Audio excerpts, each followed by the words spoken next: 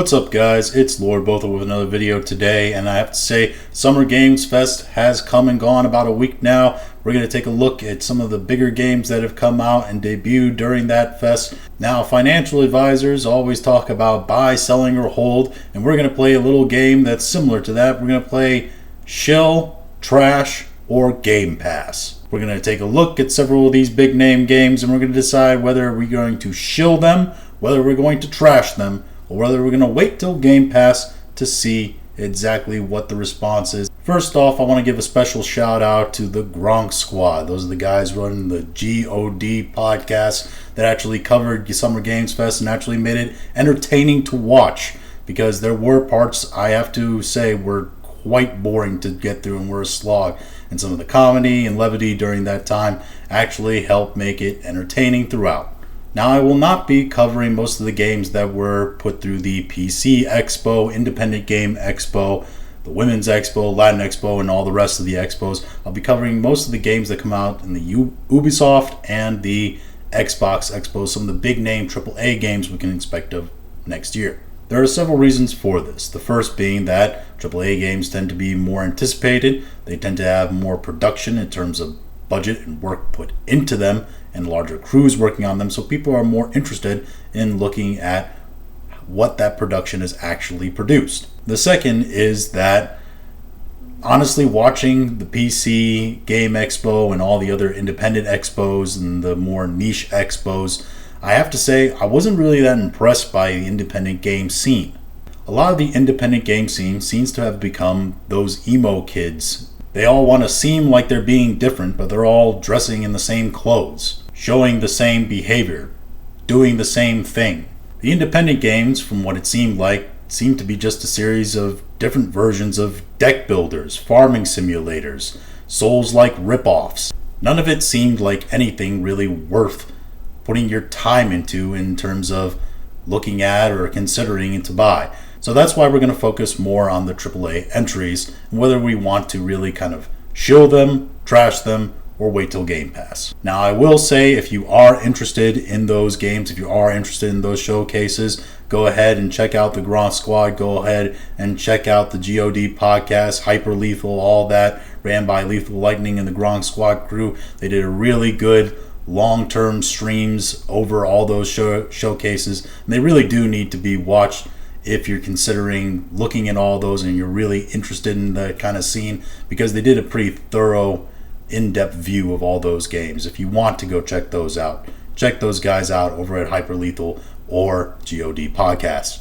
Now, the first game we're going to talk about is Doom: The Dark Ages. Now, Doom has always been a sort of gore sci-fi shooter, even going back to the 90s, but in this installment, it seems that they're moving into the sort of not just sci-fi, but also fantasy genre. It almost gives you slight Warhammer vibes, the way that Doom Guy is running around with this shotgun and his sort of medieval fare, while also destroying demons from hell in a sort of sci-fi meets fantasy element. There's also something kind of Ash vs. Evil Dead about this whole kind of setup. Now, I have to admit, when it was shown that Doom Guy was given some meat grinder Captain America shield, my initial response was, "And a shield. How quaint." But it seemed a cool new kind of element to be given that fits into the fantasy portion of the genre. Now, the immediate reaction by some has been, do I want some of these elements in the game? Do I want fantasy elements mixed in with my known sci-fi horror gore shooter? However, I would say that these fans are in the vast minority. The overwhelming response to this trailer and the gameplay seems to be very positive, as it seems that Doom is giving essentially the same kind of feel, the same kind of experience that their gamers have come to love. I mean, in the trailer, you see Doom Guy with a weapon that grinds up skulls and then shoots magical skull particles into the demons. That seems to be pretty on par with what Doom has always done, right? And again, this is all taken from my experience watching previous Doom game gameplay rather than actually playing the game, because I've never been a Doom guy. Take that for what you will. But after viewing all this, I would have to say that Doom: The Dark Ages firmly fits in our shill category. We are going to shill this game. People who buy this game, I think, are going to enjoy it. They're going to love it. They're going to love the mix of fantasy and sci-fi with a beloved franchise that will provide them the same experience they've always gotten in terms of their gore-fest shooters. The second game we have up on the docket is Fable. Yes, the new Fable game.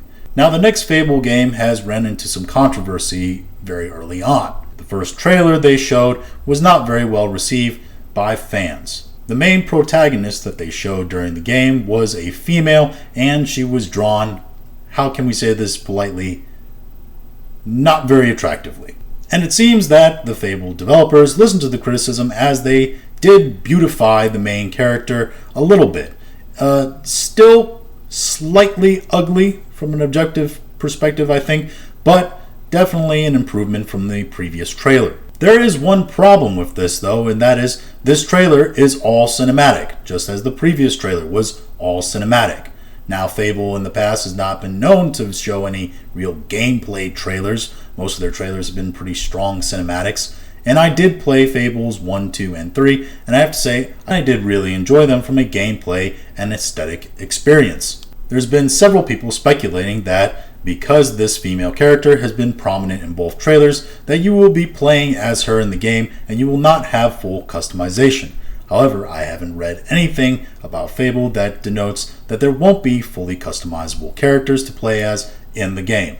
My expectation is that this character will not be the actual character you play as, but will actually be a side character you interact with. Either that, or she is a simple stand-in for any customizable character you will probably create. We see game developers in trailers do this before, where they create kind of a model character that they use as a stand-in for all their trailers, when in actuality you have characters that are completely customizable. The Saints Row franchise, for example, was very prominent in doing this in all of their games. That being said, with the art choices the devs have made and their inability to release any kind of gameplay footage, reassure fans of any of their worries, we're going to have to put this into the wait till Game Pass category. Especially when you consider the fact that even though I liked Fable 3, fans were not very well receptive of Fable 3, and it underperformed. Fable as a series is going to have to work hard to try to get back the love of the fans. The next game we're going to take a look at is Expedition 33. Now, I don't know very much about this game. The story, however, does look compelling. The art style looks fresh and looks actually very pretty. And the gameplay they showed looked very involved and very fun, very reminiscent of a Final Fantasy style. The art style looks very much a combination of Lies of P and Greedfall. The story, even though we don't know much about it, seems to be a fantasy-style Logan's Run. Every so often, it seems that this female entity, called the Painter, she erases people of a certain age. To try to defeat her, people of an age less than that will sail to the colonies where they try to defeat her so that she can never paint again, saving their loved ones. Overall, taking a look at this game, I can honestly say it looks like something fresh, looks like something new, and looks like we're going to get good elements out of it. In a AAA gaming industry where we have continuous sequels and a lack of fresh ideas, this game comes in as a breath of fresh air, looks pretty, looks like it has good gameplay, and so for at the time, we are going to shill this game. Expedition 3 fits firmly in the shill category. Up next, we have State of Decay. Now, State of Decay is a middling AAA zombie survival game. The most well-known element of State of Decay is that your survivors, when they die, are permanently dead. So you have to be tactical and smart as how to use your survivors. Know their skills, know their weaknesses, and where and when to use them. However, the purely cinematic trailer doesn't show off any real gameplay of note, and it seems like just a continuation of the previous games. It's hard to tell whether there is any real innovation in the State of Decay games. I've played both State of Decay 1 and State of Decay 2, and I can honestly say I didn't really see much of a difference between the two games. In the zombie genre, it gave me almost a sports game feel, where sports games release every year and they don't seem to really change much or upgrade or evolve.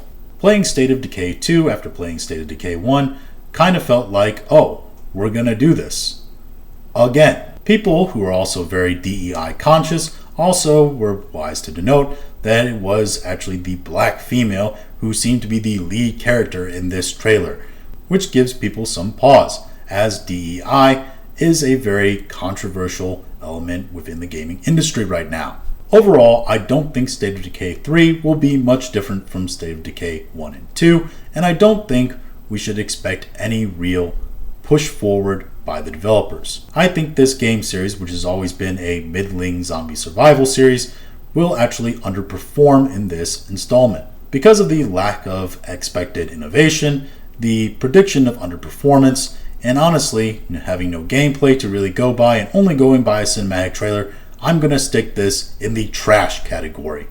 State of Decay 3 will probably be trash. Up next, we have a game that is near and dear to my heart, which is the next installment of Dragon Age. Dragon Age 4, The Veilguard, originally called Dragon Age The Dread Wolf. Now, I will probably do a more thorough video on Dragon Age, as it is a series that's near and dear to my heart. I was a BioWare guy through and through, but this series has left some serious questions to gamers. After the cinematic trailer, all people could talk about when it came to the Dragon Age series, which has been 10 years removed from its last installment, was the art style. The art style seems radically different from the first 3 games. Now, this isn't anything new with Dragon Age. The art style of the second and third game was radically different from the first game, yet people still enjoyed it and were able to get used to it. The problem comes with you already just got us used to this new art style after the last 2 games. Now we're radically switching art styles yet again. Questions have also been circling about sexuality in this game and character sexuality specifically. The idea has come about that characters have been essentially labeled all pansexual, essentially that you can romance anyone no matter what gender you play as. Now, some are calling this controversial and woke DEI involvement. However, this has been a staple of BioWare before. Most characters in previous BioWare game installments have had fixed sexualities, yes. However, some games, whether they're BioWare or not, have had this sort of element before. Whether this is a lazy development action or not can also be put into question, and I think it's rightly labeled as lazy as such, but I also think it gives players more freedom of choice. People also became very conscious of this sexuality decision because of the head gaming developer of this game. The head gaming developer is a trans woman, of course, and most recently so, and she seems to be very upfront about her queerness, even going so far as to call herself the Gendermancer, whatever that means. That being said, I did watch the gameplay trailer, and I have to say, I'm not really sure that this fits the typical Dragon Age style.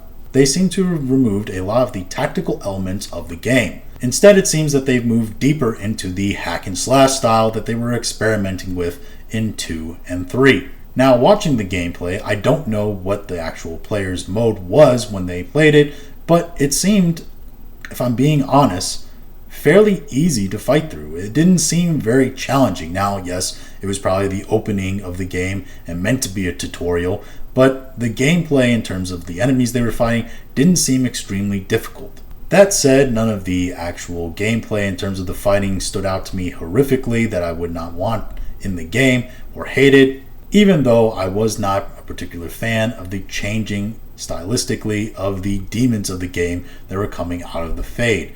They changed drastically the look of things like the Pride demons, the Shriekers, all of that, which I'm not really that happy about, but I can accept. What really is going to be the main selling part, whether this game works or not, is the storyline. I have to admit, I am not happy that it seems that they are introducing a new character as the main character of this game. We've had 4 entries of this game, counting this one now, and 4 different main characters. I think it would have been a wiser decision to move back to the Inquisitor as the main character yet again in this 4th installment. The Inquisitor makes sense as a bridge between all of the worlds of Thedas.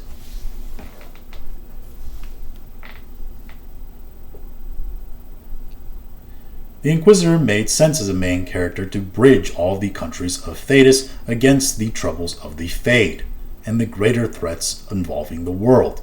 Moving to this new character, it gets to be hard, especially if you're considering Varric in the mix, that he would become so involved emotionally and care about a new character. But despite all these negative elements, I have to say that after watching the gameplay trailer, after listening to some of the responses, after also finding out that this game does not require an online connection to play the story campaign, I have to admit I am still highly anticipating the next Dragon Age installment.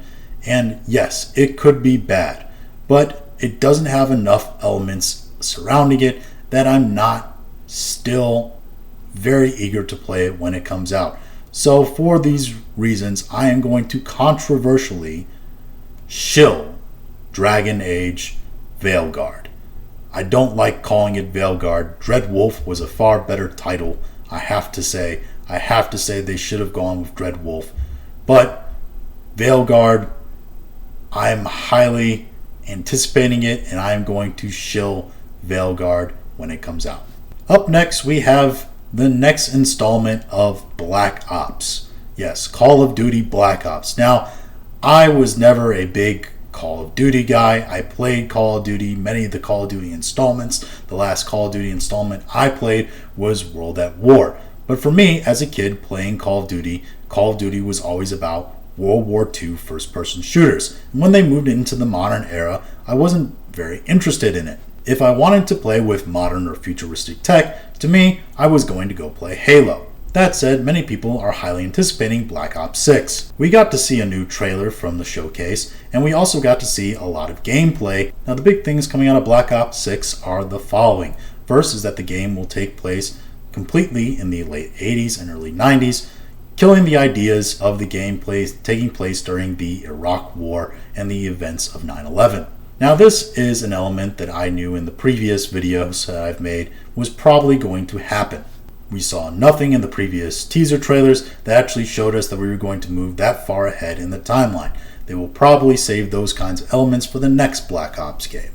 Another big thing we learned is that there will be the return of the Zombies mode. Now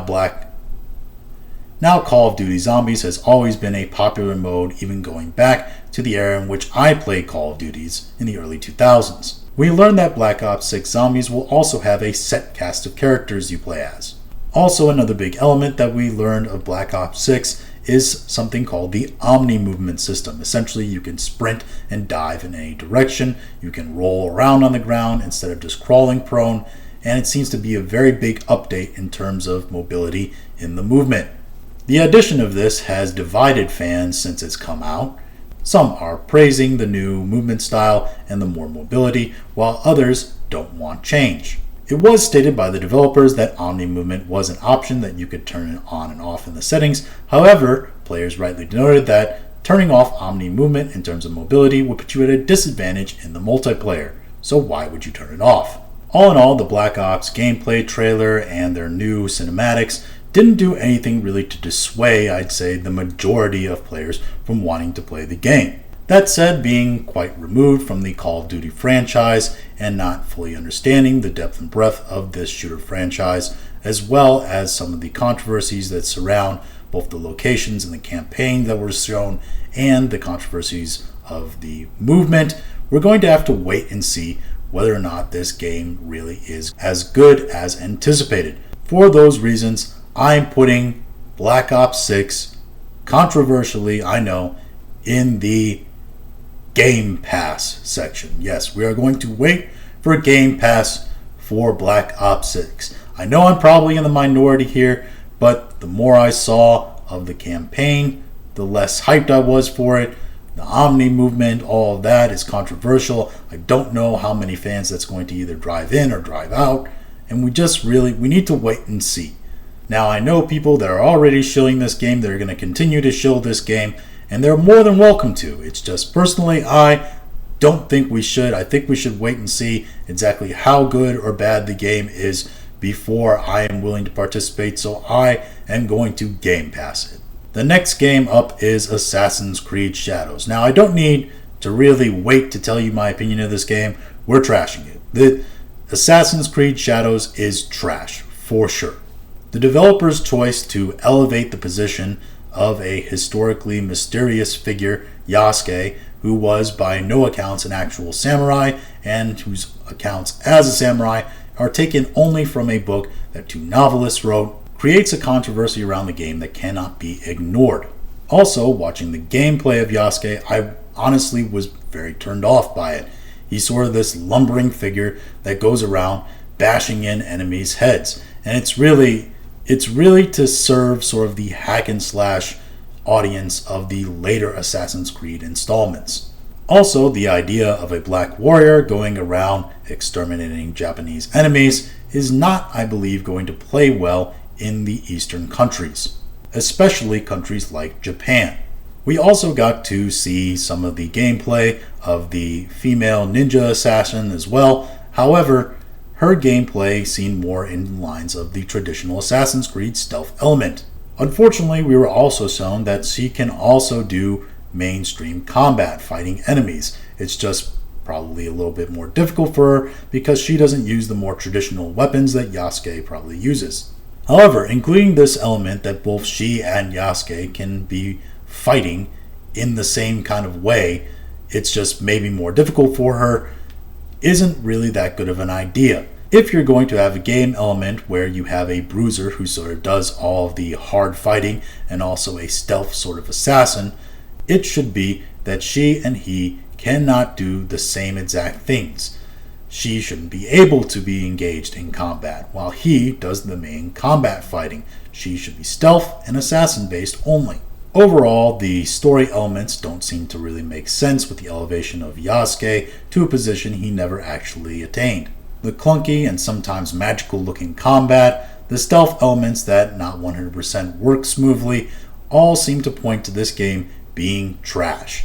So, with that said, we will simply trash Assassin's Creed Shadows and move on to the next game. If you are interested in Assassin's Creed games, go ahead and play one of the many titles Assassin's Creed has already produced. They literally put one out every year, so there's no real drive to need to play this one. The next game up is Star Wars Outlaws. Yes, unfortunately, we are getting a Han Solo game without actually having Han Solo in it. Now, I have to say, while watching this trailer, one of the things I noticed very clearly was that the female character they have in the game, moves almost exactly like Han Solo from Battlefront. She does the same poses, she has the same kind of run, and it's very clear that she as a character was originally supposed to be Han Solo. It's my speculation that this character, because this game is in development for so long, was supposed to be Alden Ehrenreich's version of Han Solo. However, because the Solo movie failed so badly, #Solo lost money, the entire game was retconned and redeveloped to produce a new hero who would be female. The gameplay elements that I did see also felt uninspired, muted in color, and they didn't really seem to denote anything of true value. One thing we did learn recently is that the Empire in this game are going to behave much like the police in games like Grand Theft Auto. The more criminal awareness you have on you, the more hyper the Empire will be to try to attack and capture you. We also had no true elements that really made this feel like Star Wars. We didn't really actually see a lot of the Star Wars Empire. We didn't have music that was really authentic to Star Wars, music that you might recognize from the films. In all honesty, if you took the name Star Wars out of the title and you just put Star something or Sci-Fi something Outlaws, I would believe that this is a new sort of mid-level AAA sci-fi game, or maybe even an update to a game like Starfield to actually make it interesting. However, with no real inspiring gameplay elements, a character that looks like Han Solo in the way that she moves, but has none of the charm of actually being Han Solo, no music or elements that really fit or make it seem like it is part of Star Wars, it's really hard to consider this an actual Star Wars game. Far less Star Wars than even things like Jedi Survivor or Fallen Order. For all these reasons, we are trashing Star Wars Outlaws. Yes, Star Wars Outlaws is trash. The final game we're going to be covering is a game called South of Midnight. Now, this is sort of a lesser known AAA title that seems to be new and independent. However, it features an interesting kind of animation style. It seems to be a fast-paced stop animation style with innovative gameplay to boot. The game takes place in what seems to be Louisiana during some either post-apocalyptic scenario or mix of fantasy and reality scenario. The trailer that we got was mostly cinematic with little bits of gameplay here and there, but nothing to really show the breadth and scope of what actually can be done in the game. Unfortunately, reports have also come out that this game has been essentially Sweet Baby Inked to hell and back. Characters and other elements in this game have been changed highly to fit more modern audiences, even resulting in the firing of some people. Now, because of so little that was shown about this game, the fact that they teased actual gameplay footage but didn't really show us any gameplay footage that was anything worth noting, and because we know the actual changes and demands that Sweet Baby Inc. has actually done about this game, I don't really see a need to even put it on Game Pass. I don't see anything in this game that actually makes me want to play it or that it's worth playing. And for that reason, we are going to trash South of Midnight. Now, maybe it can change. Maybe it will have an element that actually makes it worth playing, shows something that actually makes worth playing from the developers. But until now, I don't like what I'm hearing about this game. I don't like what's coming out of this game, and I don't like what's being shown. So for that reason, we are trashing South of Midnight. South of Midnight has been trashed.